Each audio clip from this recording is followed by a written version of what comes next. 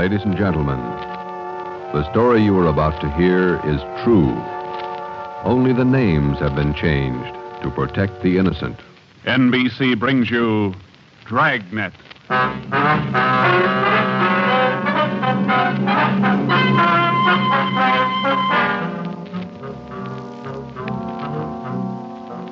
You're a detective sergeant. You're assigned to robbery detail. There's a potential killer on the loose in your city. 18 women have been beaten and robbed by this man. The newspapers call him the Werewolf. Your job is to get him.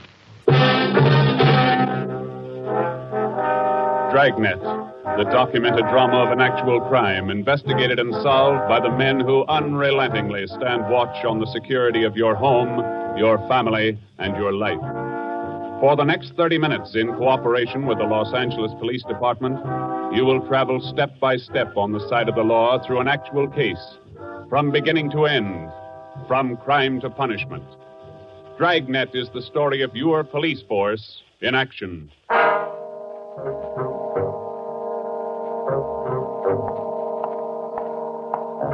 was Thursday morning, February 2nd. It was raining in Los Angeles. We were working the early morning watch out of robbery detail. Detectives in Los Angeles work in pairs. My partner's Ben Romero. He's a sergeant, and so am I. My name's Friday. The boss is Ed Backstrand, chief of detectives. I was on the way back from the teletype room, and it was 3 a.m. when I got to room 27A, robbery detail. Hi, Ben. What's up? Keep your coat on, Joe. Just had a hotshot call. Coming, Skipper? Right behind you. Let's go, Friday. Well, what was it, Ed? Another woman robbed, almost beaten to death. Well, how many does that make? About 18 in 6 weeks. Is that right, Skipper? Yeah, 18 too many. Come on, down these stairs to the garage. Yeah. What about that suspect we had, Ed? You mean Martin? Yeah. Had to release him this morning. But I got a good tail on him, Henderson. Yeah. We got any report yet? Nothing definite to hold him for. Here's the garage. Let's hustle it. Right. Then if this isn't Martin's job, Skipper, and he's not the right man... Then we start all over again, and we work night and day till we find the right man. Here's the car. Let's go. Ben, you drive. Yeah, all right. How do the victims describe this guy, Ed? Pretty sketchy. Supposed to be tall, dark, long black hair. Last woman said he had a face like an animal, something like a dog or a wolf. A wolf? Yeah. She said something like a werewolf. Something like a werewolf. Well, he almost had to be that, judging from the way he operated. He was either an animal or a raving maniac. One thing we were sure of, he was smart and he was dangerous. For almost 2 months, he'd prowled the streets in a stolen car in the early morning, usually between 3 and 5 a.m. And the victims were always lone women, most of them waitresses, coming to work or going home. He dragged them into the car, robbed them, beat them until they were unconscious, and then throw the body out into the street. That's just what we found when we pulled up to the curb near the corner of 8th and Grand. One cruiser car was already there, and so was the ambulance. About a dozen people were standing around looking at the crumpled figure of a woman sprawled out on the sidewalk. 2 officers were talking to the only witness, a thin, sallow-faced newsboy. His story didn't give us much to go on. Like I was telling these cops, or these officers, sir, I was walking up 8th Street on my way home as usual when I see this blue Chevy sedan pull up down a block there a little way and dump out the dame's body. Well, actually, I don't know what to think. You got a look at the license plate? Well, no, I didn't. To tell you the truth, I could hardly keep from... Well, I was just plain scared. Mm. What did you do after you saw him throw the body out, son? Well, I just stood there for a minute, and the fellow in the car drove right on past me. Did you get a look at him? I sure did. How close were you when he drove past? Well, now, it couldn't have been more than, 8 or 10 feet away. I was right over there by the street light near the curb. Would you know this man if you saw him again? I don't know about his height or his build or his weight, but, mister, his face I'll never forget. Why do you say that? It was just like the paper says about him. Right here on the front page. Here, read it. See? Woman says attacker looked like werewolf. That's all the newsboy could tell us. The suspect drove a blue sedan. He had a face like a werewolf. We covered the neighborhood for clues, and we questioned a dozen people, but we got nowhere. We took the witness's name and address, and we drove down a couple of blocks to an all-night gas station. 14-hour off to Metropolitan. I'm going in here and call the office and see if Henderson's called in on Martin. We might still have a suspect. Right, Skipper. 13-hour off to Metropolitan. Looks as mad as a wet hornet, doesn't it, Joe? Yeah. Did you get a good look at that woman's face when they moved her in the ambulance? Yeah. Sure does like to mess him up. Oh, I don't know how we're going to get him, Ben, but we better do it fast. Next time, it'll probably be murder. Oh, here comes the skipper, Joe. Uh-oh. Doesn't look good. What is it, Ed? Just talked to Henderson. He tailed Martin to a bar in Long Beach. He hasn't been out of his sight for 2 minutes since yesterday. Martin's clear. And we're right back where we started. Yeah, with one more half-dead woman in the hospital. Well, how about that stolen car, Skipper? Wait a minute. Victim of Get that 211 radio up. and attack. Okay. Code 3. Ambulance dispatched. Code? Attention, all units. On Grand Avenue between Venice and Washington. A woman, victim of robbery and attack. Code 3. Ambulance to task. Code 3, red light and siren. Come on, Friday, let's roll.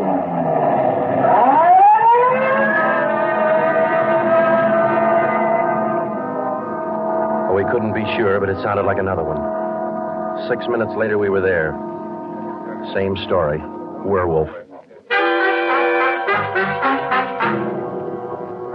The next day, the chief ordered the number of cruiser cars doubled in the Central District. This was for the early morning watch with plainclothesmen to back them up. Then the newspapers played it vague, and in 2 days, the story was on the front page of every paper in town. Maybe that should have made the werewolf lay low, but it didn't. Because at 4 o'clock that morning, while Ben and I were patrolling with the other cars, he got his 20th victim. Attention, all units. Whittier between Soto and Matthews. A woman victim of 211 and attack. Code 3. Ambulance dispatched. Here's a report on that blue sedan he used the other night, Joe. Found it out on Anaheim Telegraph Road. Any luck with it? Not one fingerprint we can use. Anything else? Nothing. Well, how about the auto theft detail? Same old story, Joe. He steals a car, uses it once, and then drops it. Never leaves a thing behind. Well, that's great. We're sure moving fast. How about that big guy you picked out of the lineup this morning? Oh, I checked his alibi. It's perfect. Now we haven't got even half a clue. Yeah. Well, come on, let's check with Ed. He's instructing the policewomen on the plan for tonight. All right. Now you've heard the report. You understand how the suspect operates and what you're to do. I think so. Remember, all of you forget you were ever policewomen. Change the way you walk, the way you carry yourselves. That's the part you're playing, all right? Okay. And be careful and don't take any chances. All right, Freddie. Okay, Ed. Now, just to make sure you look the part, we're spotting each one of you at different restaurants and coffee shops throughout the Central District. And from 7 o'clock tonight until daylight tomorrow, each one of you is going to be a waitress. You got that? Yeah. Okay, Ben, you want to give them their assignments? Okay, Joe. Well, here's the way it lines up. Marge Kissel at the Top Hat Cafe. That's on 9th Street between Alpharetta and Westlake. Okay. And Katie Welch, Joe's Coffee House, Brooklyn, Soto. Right. Pat Fielden at the All-Night Steakhouse on Figueroa Street between Florence No, and... the trick of using decoys to lure criminals into a trap wasn't exactly new, but, well, it was just one of the old tricks that we figured might land the werewolf behind bars. At 7 that night, Ben and I made the rounds and found each of the policewomen on her job as a waitress. Well, the overall plan was simple. The girls were to leave the different restaurants between 3 and 5 a.m. that morning and pretend they were walking home. We mapped different courses for each one of them to throw out as much bait as possible and yet not to make it look suspicious. Each policewoman, from the time she left the restaurant and stepped out into the deserted streets, would be pretty much on her own. We had officers planted all along the way at designated intervals, but a big element of chance and danger was still there. All we could do was cross our fingers and hope. How much more time, Joe? Let me see. She's due in 2 minutes. Yeah. Waiting gets on your nerves. Well, it won't be long. This corner doorway's pretty good lookout, boy. Yeah. Wait a minute. Listen. Who is it, Joe? Can you see? Get back. What is it? Wait a minute. It's Marge Kissel. There's a man following her, a big guy. If it's the werewolf, where's his car? I don't know. Maybe he changed his plans. Get back. Here they come.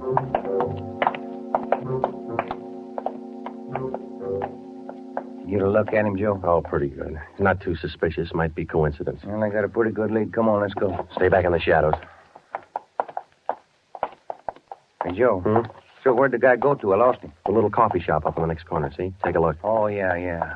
He's opening the door. He's turning on the lights. Yeah. Looks like a false alarm, Joe. Well, let's check him anyway.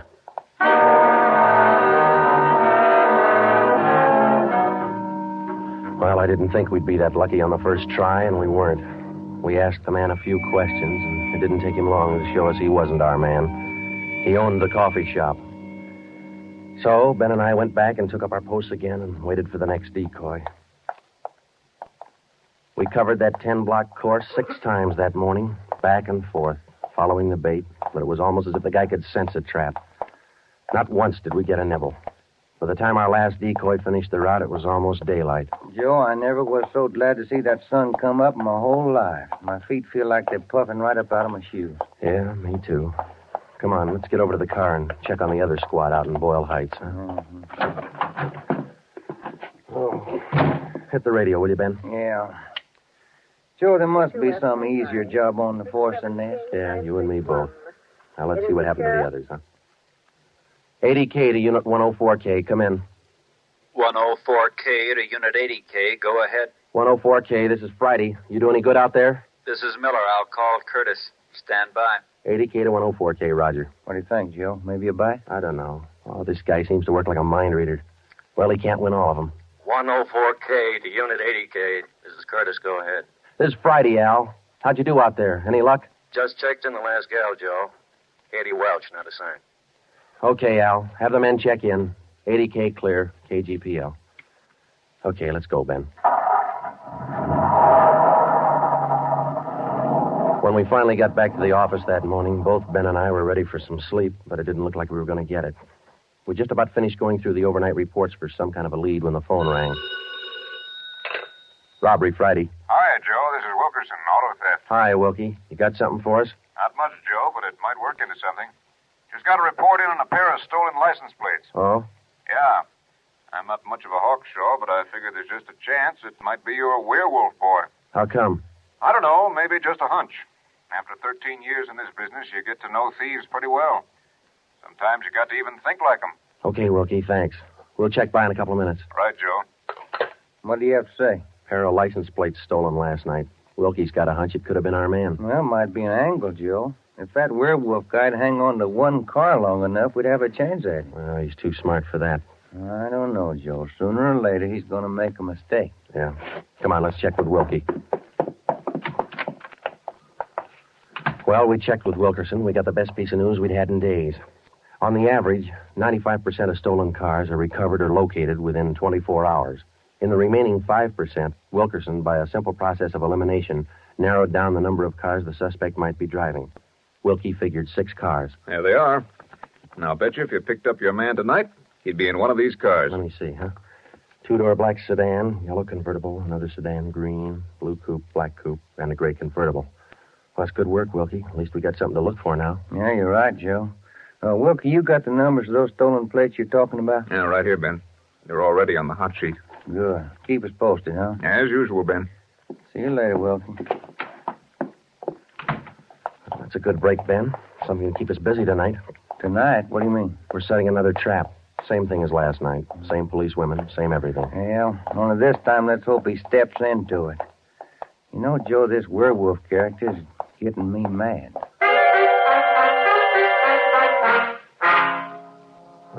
That night, we followed in our own footsteps. We planted the policewomen decoys in 3 separate districts, and a few minutes before 3 a.m., our squad of men took up their positions. The same policewomen went to their waitress jobs in the same restaurants, and Ben and I and the rest of the men stood in darkened doorways or empty filling stations or whatever cover we could find. And we waited and waited. What time is it, Joe? Let me look. 4:30. Oh, thank you. Any sign, Joe? No, nothing yet. Come on, stay in the shadows. That's the way it went all through the early morning. The same plan over and over again until daylight. Ben and I'd check in at the station, go over the late stolen car reports with Wilkie, catch a few hours sleep at home, and then come back and do it all over again. The next night, and the next morning, the night after that, and the morning after that. 5 days later, Ben and I were ready to call it quits. I'll admit it, Joe, I can't figure it. The guy's either psychic or else he can smell a cop a mile away. Yeah, well, at least we got that stolen car angle left. Did you check with Wilkie yet this morning? I'll give him a call now. All right.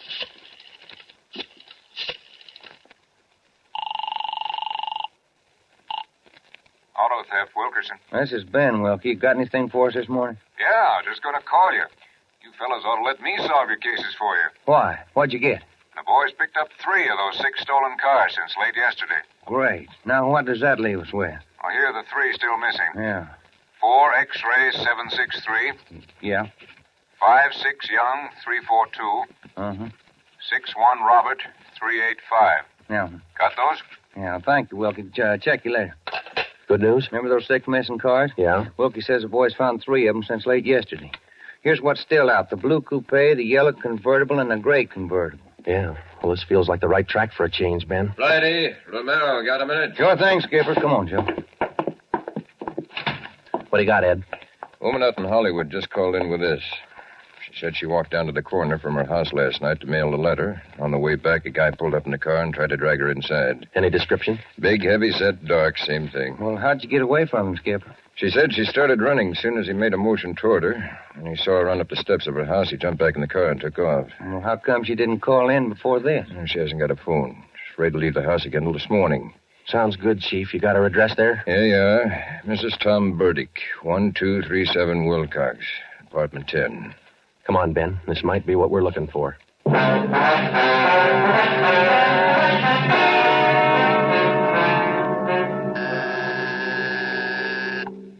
is it? Who's there? Sergeant Friday, ma'am. Police.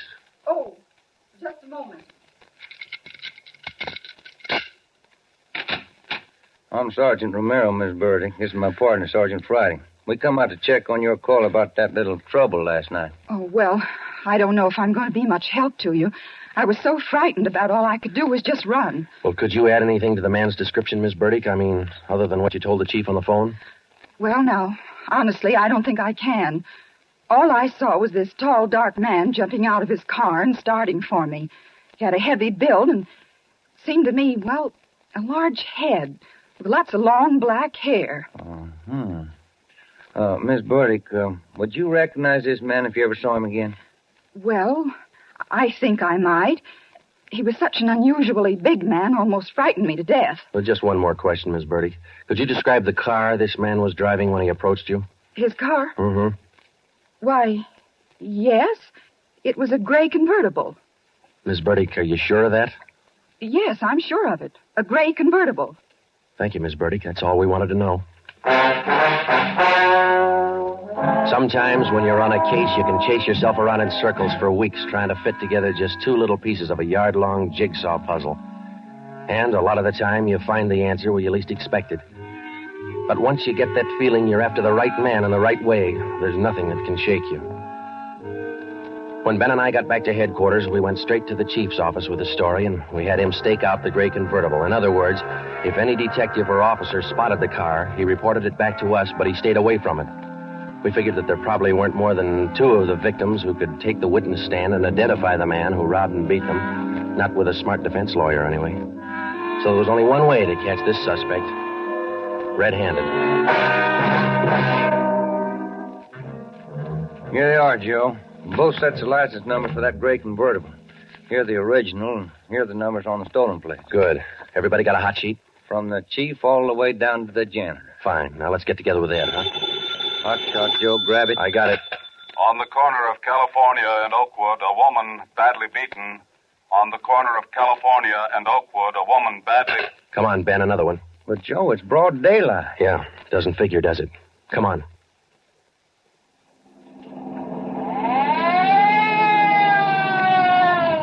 That vacant lot over there, Joe. 2 plainclothesmen and uniformed officers were keeping the crowd back. An ambulance was drawn up by the curb, but it was empty. When we got down to the rear of the lot, we found out why. They were waiting for the coroner. The woman was young, not much more than 30. Her body was half sprawled across the muddy ground, and her face was turned upward. It had been badly beaten. They figured it happened last night, Sergeant. Have the fingerprint men been notified? Yeah. How about the crime lab? Just called them. That's good. Now, let's keep everybody out of the area till they get here. All right, Sergeant. Who found the body? One of the kids in the neighborhood. The woman was dead when he found her. Did she live around here? About a half mile away. I hear she's got 3 kids. Or she had 3 kids. Uh-huh. You seen enough, Ben? Yeah. Let's get on back to headquarters.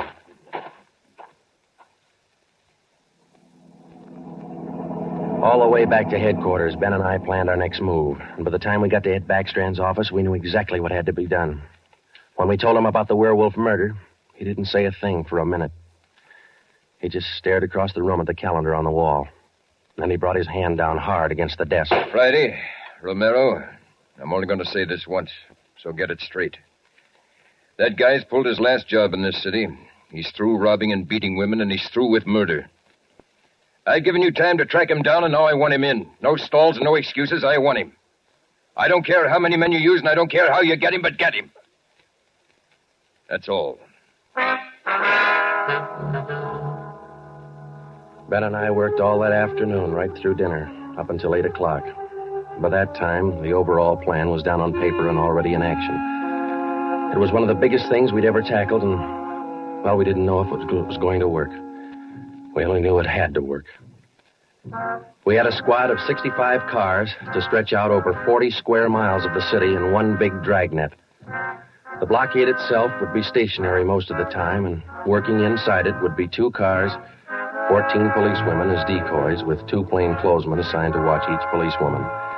If and when the Werewolf was sighted in the gray convertible, we'd automatically take over the police radio for the whole city, and Backstrand would direct the chase from headquarters. A little after 8, we had coffee and hamburgers, and we went to Ben's for a few hours. Ben tucked his kid in bed as usual, and then he laid down for a nap. I talked to his wife until I dozed off in the chair. At 11:30, she woke us up. I combed my hair and put on my coat. Cops' wives are like everybody else's. They worry. When we met Ed at headquarters, we did some last-minute checking on details with Backstrand for about a half an hour, and then we were all ready to go. By 5 minutes past 2, half the Dragnet crew pulled out of the police garage and scattered over the city to their places.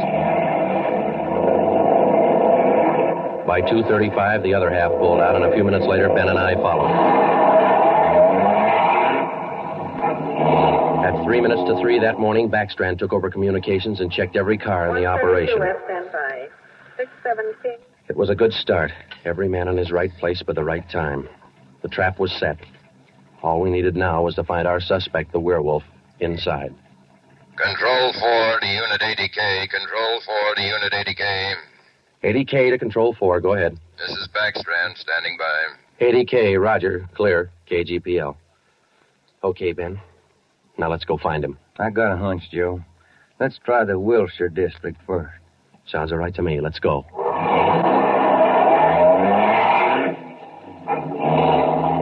For the first hour and a half, we raked the Wilshire district back and forth. Not a sign. Then about 38 minutes past 4, we headed back for the downtown area and parked in an alley where we could double-check on one of our policewomen decoys. Here comes one of the gals now, Joe. Pat Field. Bet her feet are almost as tarred as mine. Yeah. See anything else, Ben? Nothing. Quiet as a church. No, wait a minute. Car just turned the corner. Heading up in the same direction she is. Joe. Joe, it's slowing down. Wait a minute. It's pulling up beside her. It's a gray convertible. It's him, Joe. Come on.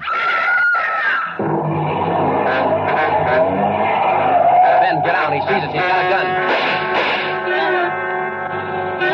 You all right, Ben? Yeah, look at that guy take off. 80K to Control 4. 80K to Control 4. Control 4 to Unit 80K. Go ahead. We've spotted the suspect. He's driving a gray Ford convertible, license 61 Robert 385. Suspect's headed east on Olympic from Alameda, driving without lights. Suspect is armed. He had a fast car and he knew how to drive it. We almost lost him twice. 2 minutes after we sighted him, Backstrand took over full radio control. Control 4 to Unit 80K. Your location? 80K to Control 4. We're traveling at a high rate of speed, headed east on Olympic, crossing Soto Street. Control 4 to all units. Stand by. Units 11A, 12, and 13R close in on the intersections at Olympic and Lorena. Units 41, 42, 45, and 104K move in on the next 4 crossings east of that. To the north and south, units 105K, 14A, 17R, 43T. Block all main arteries.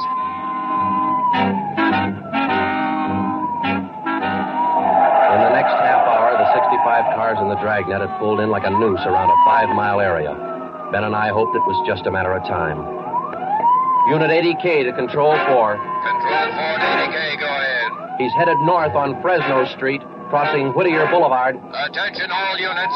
80K now pursuing suspect north on Fresno from Whittier Boulevard.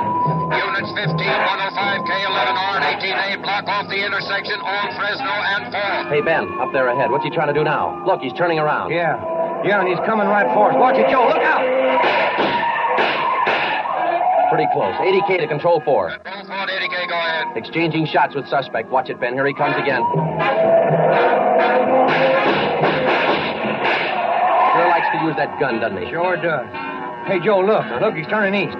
He's running for Hollenbeck Park. Yeah, 80K to Control 4. Control 4, go ahead. Suspect just drove up over curb and into Hollenbeck Park. Control 4 to all units. Control 4 to all units. Converge on Hollenbeck Park. Suspect is in the park. He's armed. Use caution. Code 3.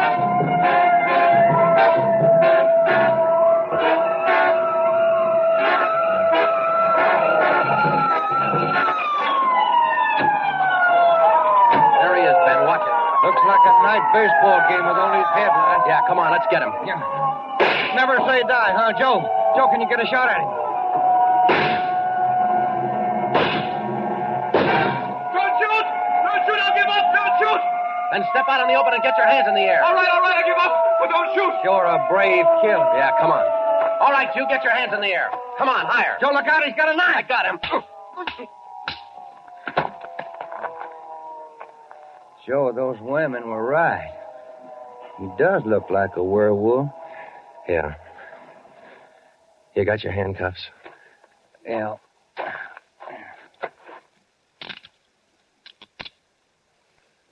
Okay. Got a cigarette? I've been out for an hour. Little place across the street. Maybe we can get some there. Okay. There's the crew from the 41R. Hey, fellas, take him into robbery, will you? Okay, Friday. I think there's a vending machine in there. Uh-huh.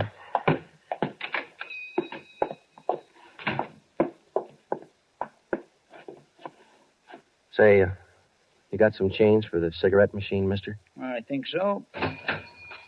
Say, who was that guy all them cops were after over in the park a little while ago? I picked up the werewolf. Been reading the papers? Yeah. You fellas cops? Yeah. Sure made it easy for you, didn't he? All you cops had to do was surround the little fella in the park. Nothing to it, huh? Yeah, that's right, mister. Nothing to it.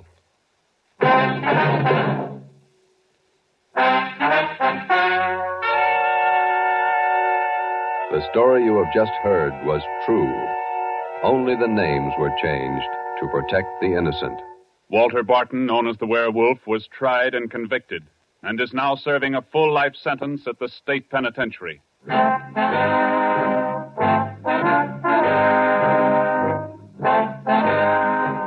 This has been Dragnet, the third in a new series of authentic cases from official files. Technical advice for Dragnet comes from the office of C.B. Horrell, Chief of Police, Los Angeles Police Department. Tonight's program is dedicated to Sergeant Mario Victor Dairo of the Los Angeles Police Department, who, on the morning of January 1st, 1943, gave his life so that yours might be more secure.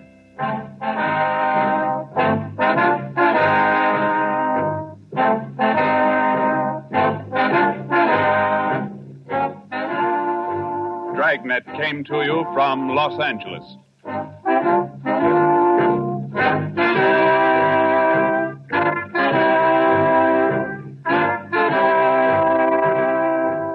This is NBC, the national broadcasting company.